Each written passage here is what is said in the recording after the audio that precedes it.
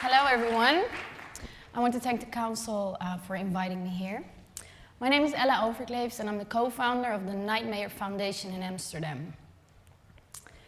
So, what is a nightmare, or night manager, or night czar, that it's been called in London? Paris has a nightmare now. Even Atlanta and Iowa City are looking at appointing one. In Amsterdam, we started this foundation in 2014.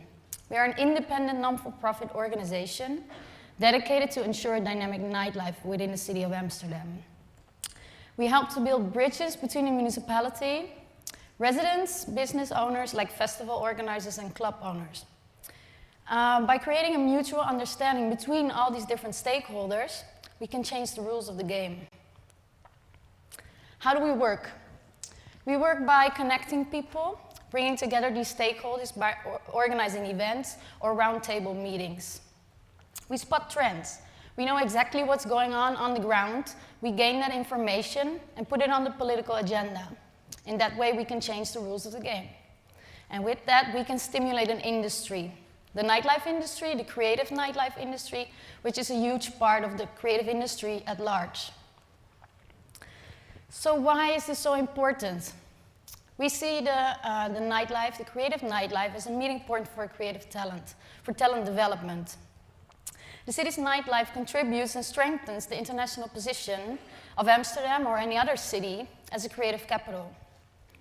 Here, like-minded people, like-minded individuals meet each other, and they break with everyday life conventions. Creative talent develops. It allows the creative industry to bloom, and in that way, increases the urban economy. It's important from a social, cultural, and economical perspective.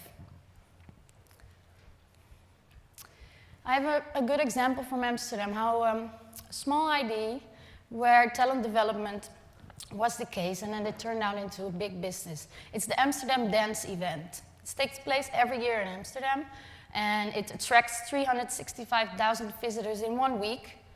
Imagine that, what kind of impact it has on a city with 800,000 citizens. It grew out to be the biggest electronic music dance event on the planet. And they started out in just one club. So that shows how these venues and the nightlife scene really acts as an accelerator also for businesses within a city. Well, you can't buy creativity like that. It needs to grow from the root on up. And as a city, you need to invest in that. We just heard on the last panel how important it is to have mixed spaces. And we really believe that it's important as a city to intervene and make sure you invest in cultural hubs like music venues, grassroots venues, to have an alternative culture. Because without culture, without a counterculture, you don't have a culture. That's always what we say. And Amsterdam is doing a really, really good job at that. As you can see on the screen, it's been investing in cultural hubs lots of money. And it really has a positive impact on the city. I'm actually visiting Fort Knox tomorrow to see how Chicago is doing with that. But okay, so I've been talking about the positive impacts of the nightlife, the upside, but of course there's also a downside to it. Noise pollution, drug abuse, alcohol, violence, etc. We all know it. So we believe there are two ways of dealing with that. One is the good old repression. It's not taking us any far. And you can use progressive methods as well.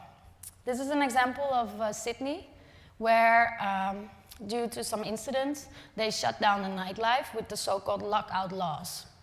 People weren't able to go out after 2 a.m. anymore into the bars. People in Sydney didn't like it, so they went out on the street with thousands of people to save their nightlife. This is one example. In Amsterdam, we are using a more progressive method. We're working on a pilot. We're in the middle of it right now. That has to do with our entertainment area, the Rembrandt Square. It's a square in the middle of the city center with loads of bars and restaurants.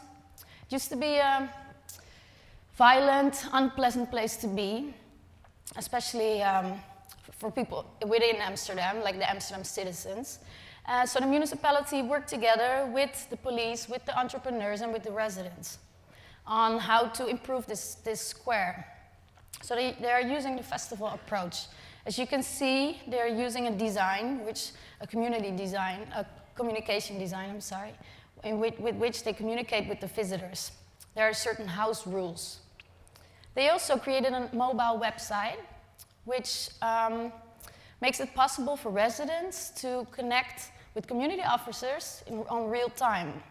So if somebody on a Saturday night is peeing against their door, then they can immediately look for the community officer who's working in the neighborhood at night and tell them what's going on, and they will be right at the doorstep to solve the problem, to address it. And so this is a new way of using technology and an innovative way of the connection between community officers and residents when it comes to complaints in the nightlife.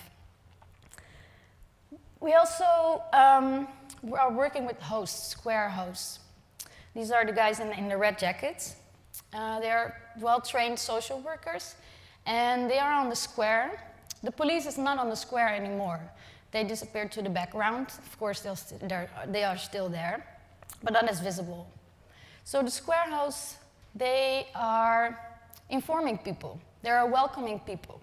They know exactly what's going on. Where can you eat? Where can you dance? What kind of music is playing in which club?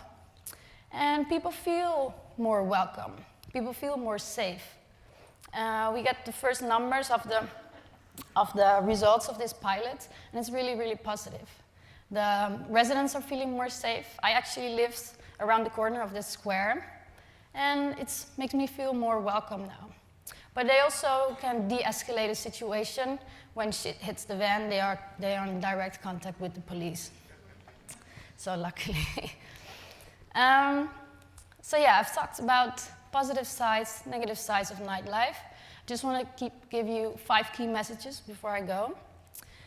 1, serve people with facts instead of emotions. Especially in nightlife, people tend to work on information that's based on emotions. 2, invest in quality. What kind of people do you want to attract? What kind of nightlife do you want to have in your city? And what kind of people do you want to keep in your city? Leave room for the unexpected. A city without experiment is a boring city. Make sure you create these places for artists, for alternative culture, to experiment, for people to express themselves. Subcultures. Use space efficiently. Think of all the empty buildings that you have in your city. How can you use them? How can you provide it for artists in an affordable way? Last, work together with bottom-up initiatives. Like we are grassroots movements, but also know your way around. Work with city officials who have a top-down structure. It works both ways. This is the work of a night mayor in Amsterdam. I want to thank you for your attention.